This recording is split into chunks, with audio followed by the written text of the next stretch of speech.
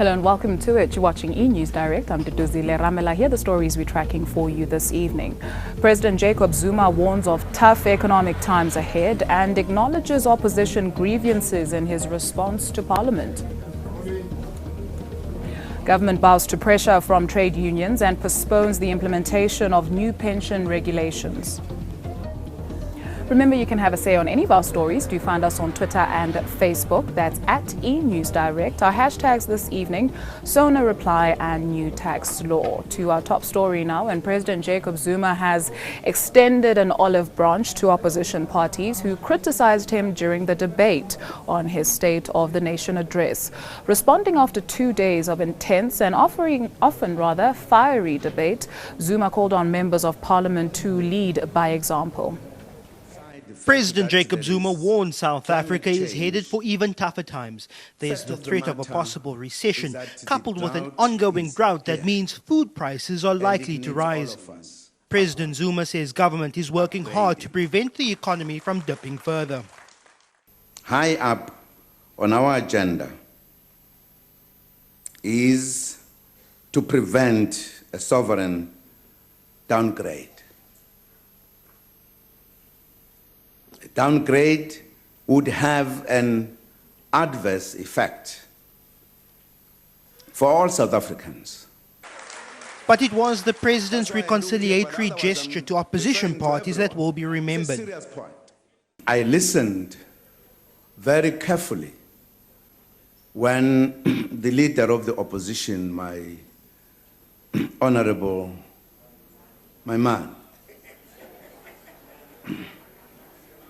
when the EFF was disrupting, he stood twice to say the millions of this country wanted to hear what is being said from this parliament, and therefore they must not make noise.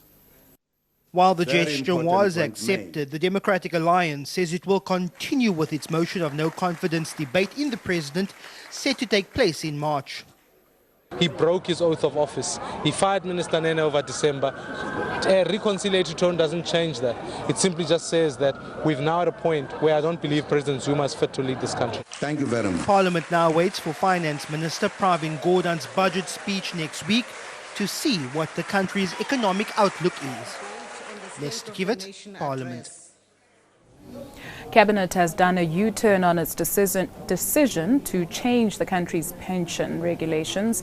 An amendment will be tabled in Parliament to push back the implementation of the reforms, which were set to come into effect next month. Government has caved under the pressure of trade unions over the pension tax laws. Cabinet has decided to table a legislative amendment to the Taxation Laws Amendment Act as a matter of agency to postpone the commencement date from the 1st of March 2016 to the 1st of March 2018 to allow for further consultations with all key stakeholders. The announcement to postpone the new pension tax laws has been met with mixed reactions. Trade Union Federation COSATU says while it welcomes the fact that government considered its objections, delaying the process isn't what it hoped for. There is a dispute between COSATU and government. We have started to engage with Treasury on how they want to see the matter resolved. There is clarity on where they want to go, but there is no agreement on the table. Dlamini says it will be unfortunate if government springs another surprise on them. COSATU had threatened to withdraw its support from the governing body during the upcoming local government elections. Meanwhile, NUMSA also rejected the suggestion of a postponement, saying the provisions should be scrapped altogether. Under the new law, Provident Fund members would not have been allowed to cash in their entire fund when they retire. They would only have access to 1/3 of their money, with the rest paid out in instalments.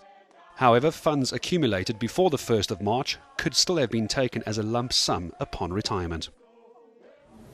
Hopes of finding the 3 trapped mine workers alive at Lily Mine in Barberton are fading.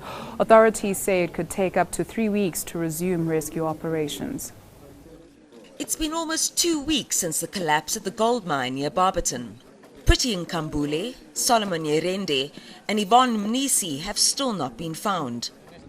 The three were working in a container above ground when parts of the mine fell into a sinkhole. Rescue workers tried frantically to reach them for days, but subsequent collapses have set these efforts back. Family members of the trapped workers have been camping out at the mine, hoping for good news. But rescue operations are now on hold, while a second escape route is dug.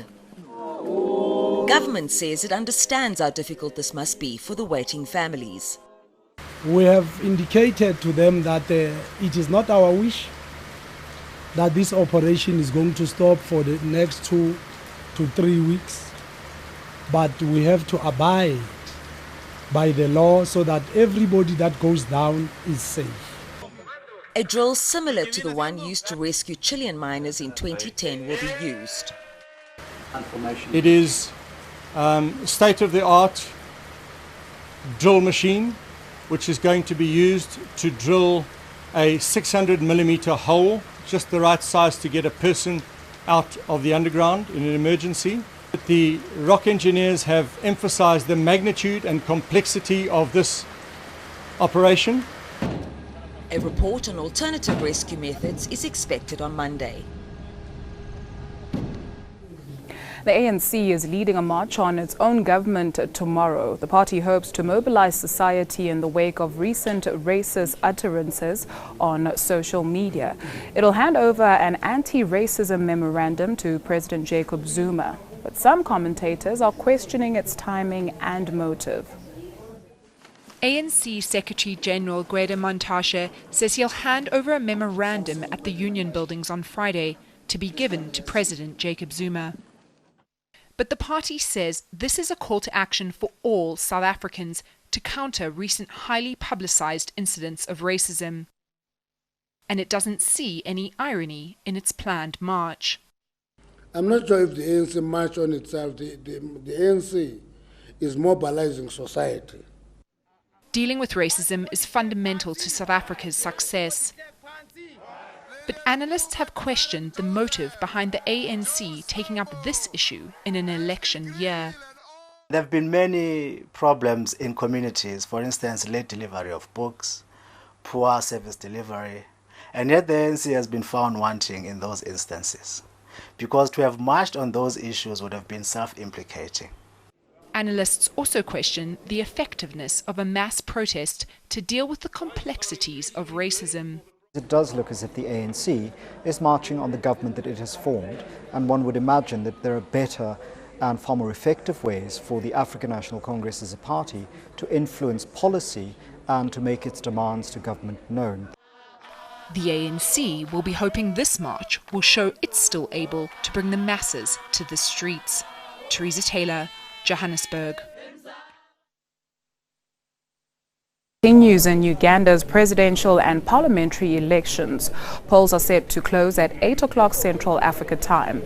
Despite delays, observers say there was a high voter turnout, but voters in Kampala were frustrated by delays, which saw some voting stations opening late. More than 15 million Ugandans are registered to vote. This election could see President Yoweri Museveni end his 3-decade rule. The earliest results are expected by Saturday afternoon. Turkish Prime Minister Ahmed Davutoglu has blamed Kurdish militants in Turkey and Syrian Kurdish fighters for a deadly bomb attack in the capital Ankara.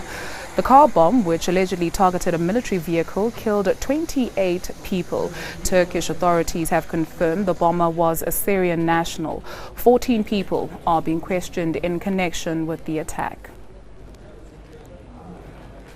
Well, let's see what's topical on social media. And Gareth Edwards, President Jacob Zuma getting his turn today and replying in Parliament. Yes. Sona reply was the big hashtag today. Dudu, thank you very much. After 2 solid days, really, of listening to political parties pick apart his State of the Nation address, President Zuma finally gave his response. Some social media were expecting the debate today to be rather heated. The response on Twitter, however, to describing it as rather measured. But here's the most important part, as always, here on eNews Direct. We want to know know what you think. So if you go across to @eNews Direct on our Twitter account, we're asking you this. Were you happy with President Zuma's Sona reply? You've got three options: yes, no, or didn't watch. So 13% saying yes, 47% saying no, and 40% saying they didn't even bother to watch. But you can still go and vote. And while you're busy voting, probably the most entertaining hashtag of the week is this one: National Drink Wine Day. There's an excuse for you. Some clever marketers attaching it to some recipes, and the debate of whether one glass a night, even that size, is actually good for you. That debate going to continue. For more on those stories, always go to our Twitter account and our Facebook page. All you have to do is look for eNews Direct. Also, if you've missed anything from tonight's show, eNCA.com/direct. After 8 o'clock tonight is when you can watch a repeat. Welcome back. Money Matters now, and some good news for the rand in 2016. The local currency has recovered its losses. This comes despite inflation rising above the Reserve Bank's target band of 3 to 6% and its decision to hike interest rates by 50 basis points. The rand hit 15.38 against the US dollar today, marking its best level for the year. Another positive is the expectation that the US will not hike rates as often as initially expected due to a weaker global economy. And with that, let's see how the markets perform today.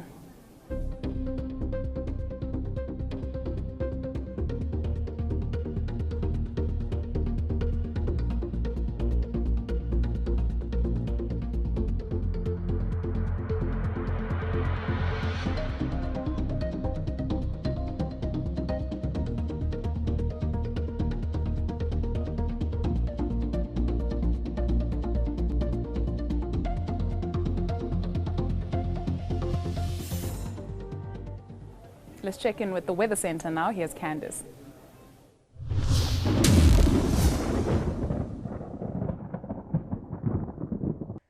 Welcome to the Weather Centre on Thursday, where we can expect fog to move in along the west coast overnight. That's ahead of a frontal system which finally brings in rainfall for the Western Cape and then spreads our chance of rain through to the Southern Cape coastline on Friday night. Scattered thunderstorms are expected over the eastern interior, with isolated thundershowers expected over a large portion of South Africa at the end of the work week. You'll see a hot day in KwaZulu-Natal on Friday with highs well into the 30s with the possibility of thundershowers. Thundershowers also extend over the northeastern part of the Eastern Cape, extending all the way through to Port St. John's at 30 degrees, hot as we head over the northwestern part of the Eastern Cape. Cloudy weather and the possibility of rain is forecast for Cape Town with a much cooler day at 22 degrees. We'll see rain reaching George and Plettenberg Bay in the evening, but first a warm afternoon with highs in the mid-20s. Dry but cooler over the western part of the Northern Cape with hot weather and thundershowers over the eastern part. You'll see highs in the upper 20s for Bethlehem and Harry Smith with isolated thundershowers throughout the Free State and the rest of the maximum temperatures peaking in the low 30s. We head into the low and middle 30s for the northwest with the possibility of thundershowers throughout the province. We're also expecting thundershowers over the southern and central part of Limpopo, but things remain dry and sizzling hot for Lephalale, Musina and Phalaborwa, as well as Skukuza at a scorching hot 42 degrees. 37 for Bombela with a 60% chance of thunderstorms. 31 as we head towards Secunda. A hot end to the work week for Gauteng with isolated thundershowers. 34 degrees as we head towards Pretoria. On Saturday, we're still forecasting rainfall over the southern part of South Africa with thundershowers mainly over the eastern half of the country. And then although things start to dry out in the south on Sunday, we're still expecting quite a bit of cloud with the chance of rain along the east coast and thundershowers over the northeastern parts. That's all from the Weather Centre for now. Have a great night.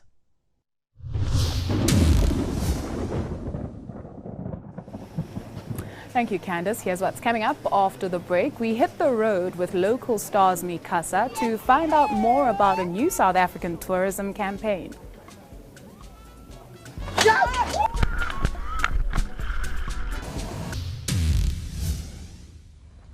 Welcome back. A holiday, a road trip, a short left, whatever you call it, taking a break is always a great idea. And of course, if your travel companions happen to be local stars Mikasa, then even better. And eNCA learns more about a South African tourism campaign called My First Short Left.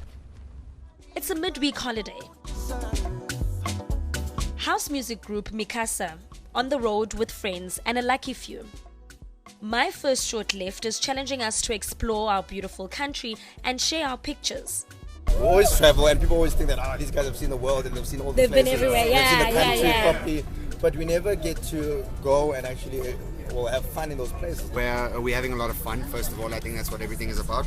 And it's really about just us exploring this beautiful country of ours. And we're starting in GP, Gauteng. Destination? Gauteng's very own coastline. The Vaal. Here, there's loads of this.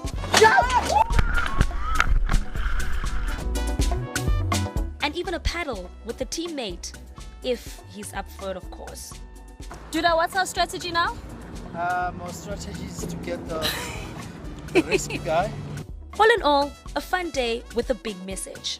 Go on a short left and show people that you can actually just have like an hour's drive from Joburg and come and have a cool holiday here.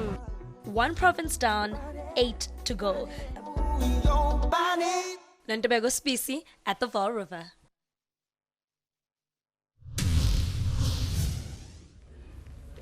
A reminder of the day's top stories before we say goodbye. President Jacob Zuma warns of tough economic times ahead and acknowledges opposition grievances in his response to Parliament. Government bows to pressure from trade unions and postpones the implementation of new pension regulations. And that's a wrap from the eNews Direct team. Indeed, we're back tomorrow. Up next, Rhythm City. Remember, you can share your views with us. Do send us an email to enewsdirect@etv.co.za. Or just talk to us on Twitter and Facebook. And the handle that you need is @eNewsDirect. Until tomorrow night, have a fantastic evening. Goodbye.